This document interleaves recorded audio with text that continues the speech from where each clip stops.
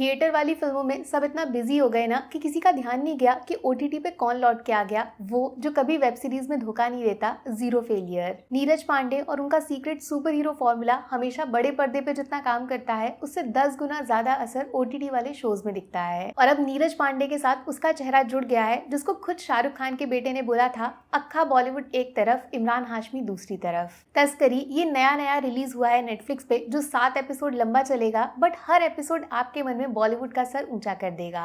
जब एक देसी आदमी विदेशी जमीन से सामान खरीद के अपने देश लाता है और उस पर जितना टैक्स बनता है उसको चालाकी से चुराता है, उसको बोलते हैं स्मगलिंग, माने हिंदी में तस्करी। सोना चांदी हीरा घड़ी खिलौना चलता फिरता इंसान जो आंखों से दिखता है वो तस्करी में बिकता है। जितना महंगा सामान उतना ज्यादा सरकार का नुकसान। ऐसा चूना बार बार देश को ना लगे, उसको रोकने की जिसको जिम्मेदारी मिलती है उसकी पहचान कस्टम शब्द से जुड़ती है और कुछ इस तरीके की वर्दी इन पे जचती है। समझ गए होगे आप, शो में इमरान हाशमी एक कस्टम ऑफिसर प्ले करेंगे जो पूरी कोशिश करेंगे छत्रपति शिवाजी महाराज की जमीन पे एक भी स्मगलर तस्करी नहीं करेंगे। बंदा ईमानदारी से चलता है, पूरा सिस्टम इनसे जलता है। मुंबई का छोरा है बट पान इंडिया किसी क्रिमिनल को आज तक नहीं छोड़ा है। इनकी बंदूक हाथ से नहीं दिमाग से चलती है। लेकिन बॉस जिस तरह एक मयान में दो तलवार नहीं रह सकती, वैसे ही नीरज पांडे की वेब सीरीज में दो अंडररेटेड एक्टर का क्या काम, वो सिर्फ तभी हो सकता है जब एक हीरो दूसरा विलेन। शरद भैया वी मिस यू और क्यों, वो साबित किया है इस शो में, जहां बड़ा चौधरी बनके इन्होंने जो स्मगलिंग का फॉर्मूला सिखाया है वैसा आज तक बॉलीवुड ने कुछ नहीं बनाया है। बैग के टायर में, लैपटॉप के वायर में, मरे हुए इंसान के कॉफिन के अंदर, अरे जिंदा इंसान के पेट में सोने का समंदर। स्मगलिंग नहीं, स्मगलर्स का बाप है चौधरी, ईमानदार ऑफिसर्स के लिए श्राप है।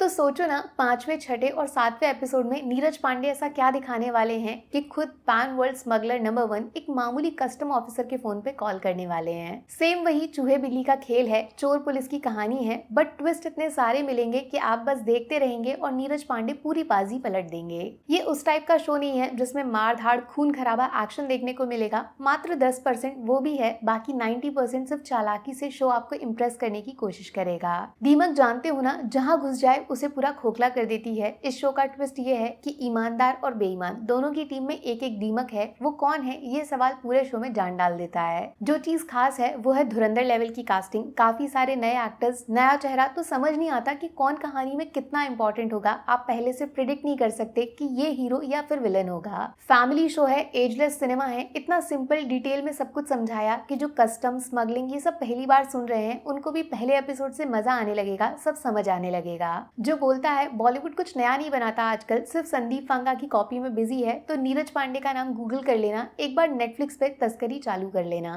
5 में से 4 स्टार्स मिलेंगे। एक्टिंग, स्टोरी, प्रेजेंटेशन और जबरदस्त कास्टिंग। मान गए भाई इमरान हाशमी के स्क्रिप्ट सिलेक्शन को, सिर्फ किस नहीं, kick cinema.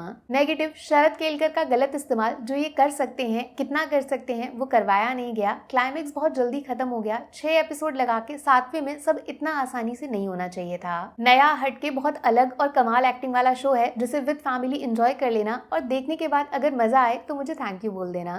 Take care, bye bye.